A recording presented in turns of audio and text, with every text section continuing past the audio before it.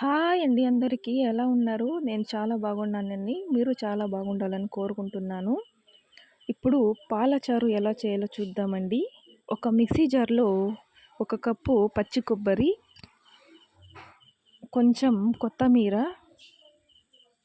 వేసుకోవాలండి. తరువాత ఒక టేబుల్ స్పూన్ మిరియాలు, 2 లవంగాలు, కొంచెం దాల్చిన చెక్క, మీకు కారం ఎంత కావాలో దాన్ని బట్టి ఎండుమిర్చి వేసుకోవాలండి. మేము కొద్దిగా కారం తింటాం కాబట్టి ఒక 5 వేసుకుంటున్నాను.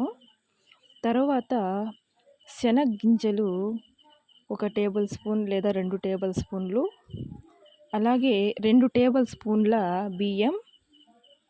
తర్వాత దానికి కొంచెం వాటర్ పోయాలండి. మర్చిపోయాను, వెల్లుల్లి కూడా వేసుకోవాలండి. వెల్లుల్లి తొక్క తీయకుండా వేసుకుంటే ఇంకా బాగుంటుందండి. వేసుకొని ఫుల్ ఎంత మెత్తగా అయితే అంత మెత్తగా గ్రైండ్ పక్క పెట్టుకోవాలి. ఒక కుక్కర్ తీసుకొని అందులో కట్ చేసిన బీన్స్, అలసంద గింజలు నీటిలో కడిగి కుక్కర్లోకి వేయాలండి. వేసి మనం ప్రిపేర్ చేసి పెట్టుకున్న మసాలాని ఇందులో వేసి కలపాలండి.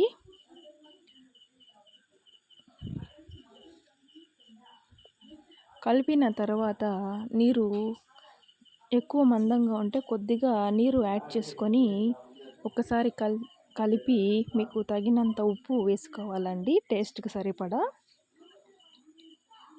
ఉప్పు వేసి కలియబెట్టుకొని 2 లేదా 3 విజిల్స్ కూయించాలండి.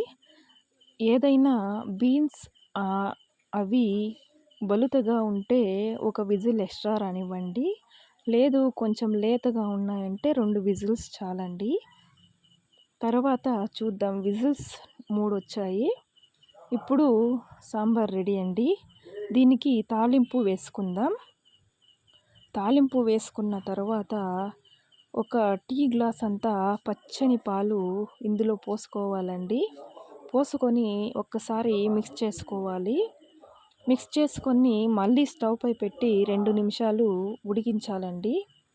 ఉడికించిన తర్వాత